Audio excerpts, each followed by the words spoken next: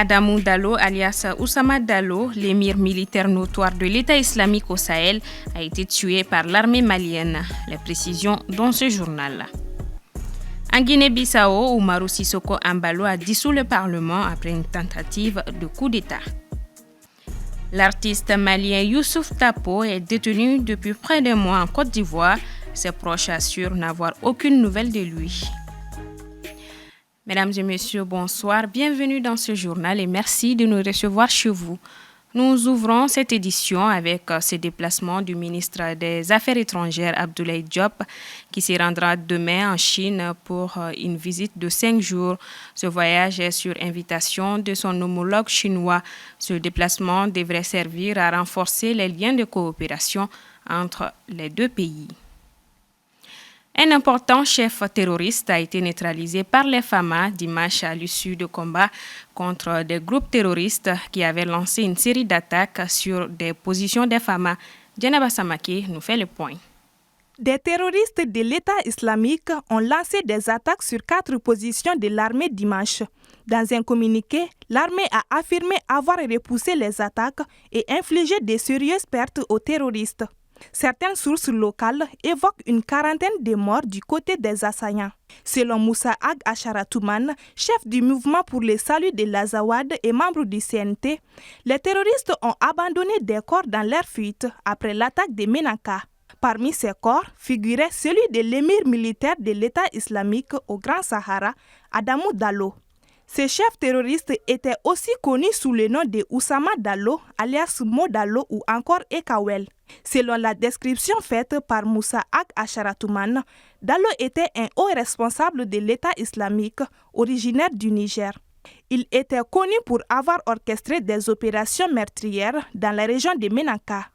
Il a dirigé des attaques violentes contre des localités telles qu'Inates et Chinagodar au Niger, ainsi que des attaques meurtrières contre les Fama à Indelimane dans la région de Gao et à Asailal à Menaka, toujours selon Asharatouman.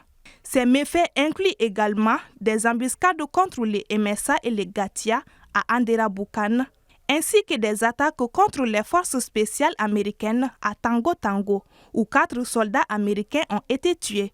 Dallo était également responsable des massacres des populations civiles à Tamalat, Talatay et d'autres régions.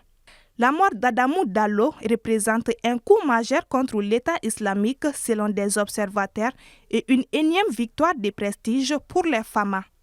Toutefois, selon ces mêmes observateurs, la mort des chefs terroristes ne suffit pas à désorganiser leur organisation.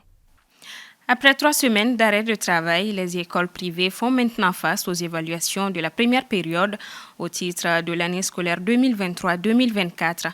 Ces évaluations, qui se tiennent après 12 semaines de cours, sont une équation difficile pour certains établissements qui n'ont effectué que 8 semaines. C'est le focus éducation de ce mardi, signé Soumaïla Fani. À 2 semaines du démarrage des évaluations de la première période dans certaines académies d'enseignement du pays, notamment celle de Sikasso, des établissements secondaires privés dans la localité demandent le report jusqu'à la fin janvier.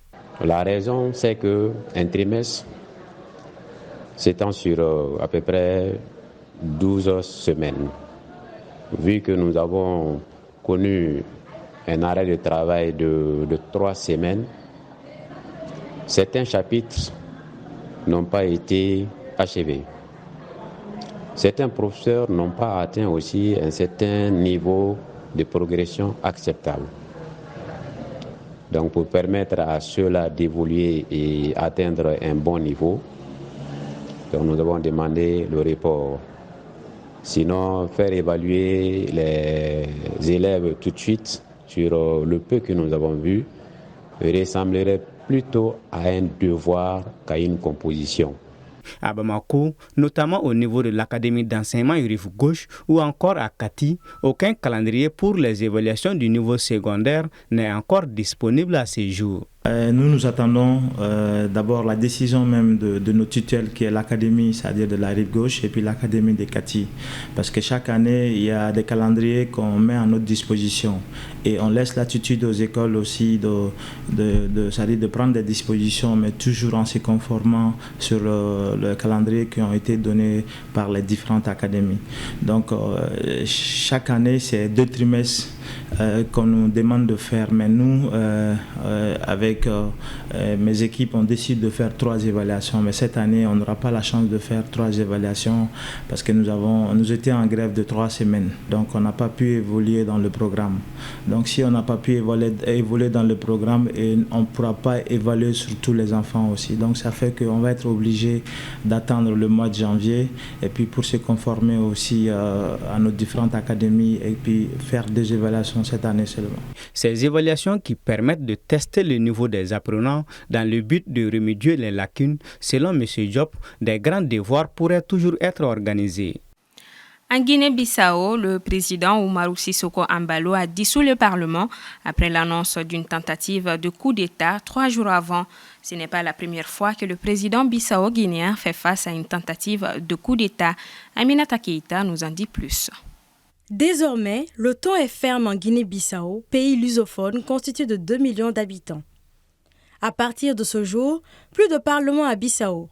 Hier lundi, le président Umaru Sissoco Embalo, à sa sortie d'un bref conseil des ministres extraordinaire, a procédé à la dissolution de celui-ci, estimant que ce qu'il qualifie de tentative de coup d'État confirme l'existence d'une grave crise politique dans le décret dissolvant le Parlement. Le président bissau-guinéen a aussi annoncé qu'il maintenait son premier ministre, Geraldo João Martins, à son poste, mais reprenait à son compte les portefeuilles sécuritaires de la Défense et de l'Intérieur. Le président du Parlement, Domingos Simoes Pereira, opposant de longue date de M. Embalo, a dans la foulée dénoncé un coup d'État constitutionnel de la part du président. Cette décision intervient 3 jours après une tentative de coup d'État entamée à Bissau entre jeudi soir et vendredi matin, quand des affrontements ont opposé la garde nationale et l'armée, faisant au moins 2 morts dans la capitale. La garde nationale relève essentiellement du ministère de l'Intérieur. La dissolution du Parlement, fortement dominée par l'opposition, renverrait à la tenue d'élections à une date encore incertaine, malgré les délais prescrits par la loi, selon certains médias bissau-guinéens. Une énième crise dans le pays. En juin 2023, les électeurs du pays avaient déjà voté après que M. Embalo, président depuis 2020, ait dissous le Parlement qu'il qualifiait d'espace de guérilla politique et de complot. Cette législative de 2023 a donné la majorité absolue à l'opposition, laissant le président Embalo condamné à une cohabitation compliquée avec le gouvernement. En plus, ce n'est pas la première fois que le président Embalo fait face à une tentative de coup d'État. En février 2022, il avait échappé à un coup de force qu'il a présenté comme une tentative de coup d'État directement liée au trafic de stupéfiants. En Mauritanie, l'ancien président Mohamed Ould Abdelaziz écope de 5 ans de prison pour enrichissement illicite et blanchiment. Le verdict est tombé ce mardi 4 décembre. Le juge de la Cour criminelle chargé des crimes de corruption l'a condamné également à une peine d'inéligibilité ainsi qu'à la confiscation de ses biens. Par ailleurs, ses co-accusés ont tous été relaxés. En Côte d'Ivoire, l'artiste malien Youssouf Tapo est en détention provisoire depuis près d'1 mois et certains de ses plus proches collaborateurs assurent aujourd'hui n'avoir aucune nouvelle de lui.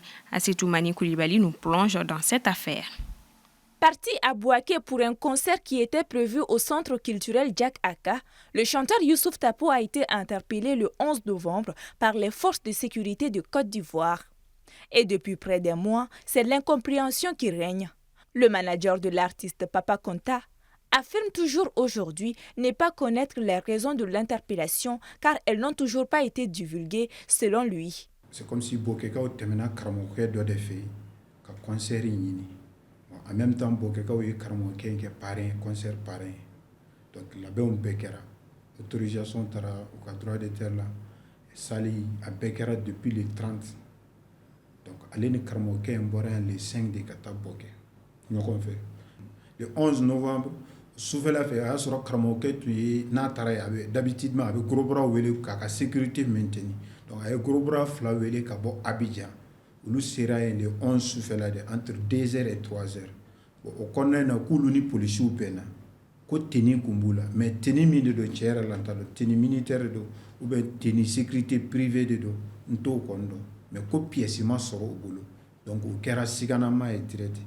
Faamaw ko ok jɔnni y'aw wele ka na ko karamɔgɔkɛ dɔ de bɔra Mali la k'u wele ka na ko maliyɛn dɔ ka concert bɛ yen k'u ka sécurité maintenir ko ko an ka taa karamɔgɔkɛ in fɛ yen donc u y'u kɔndi ka taa yen u ye fɛn fɛn sɔrɔ u y'a bɛɛ cɛ min ni karamɔgɔkɛ a n'a ka sɔfɛrikɛ a n'a ka kalanden o y'a sɔrɔ an ka jeliba dɔ bɛ yen o fana ye maliyɛn a tun taara a ka tournant n'a ye ale fana ye concert min a nana fara o kan o fana bɛ mɔgɔw minɛnen na parce que mɔgɔw bɛ k'a fɔ ko Yusuf n'a ka staffu bɛɛ de minɛna a ka staffu mɔgɔ kelen t'a la. Le jeudi 30 novembre 2023, la team Maliba a organisé un point de presse animé par le manager de l'artiste afin de fournir plus de détails sur son interpellation en terre ivoirienne et de solliciter l'implication de tous pour sa libération. Le manager s'est rendu durant une semaine à Bouaké sans avoir eu accès à l'artiste. N y'o fana tante u ye numéro di yan pour que n ka se ka n ka artiste ye k'a ka état dɔn a bɛ cogoya min na juste n k'a ye k'a fɔ k'a ka kɛnɛ basi foyi t'a la ka famille rassurer n m'o yɛrɛ sɔrɔ n y'a tante mɔgɔ minnu bɛ yen fana maliyɛn minnu bɛ yen olu fana ka relation n y'a ɲini n ma se k'a ye ne ye une semaine de kɛ Abidjan n ma se k'a ye. Les proches de Youssouf Tapo dénoncent un manque de transparence sur les raisons de son arrestation.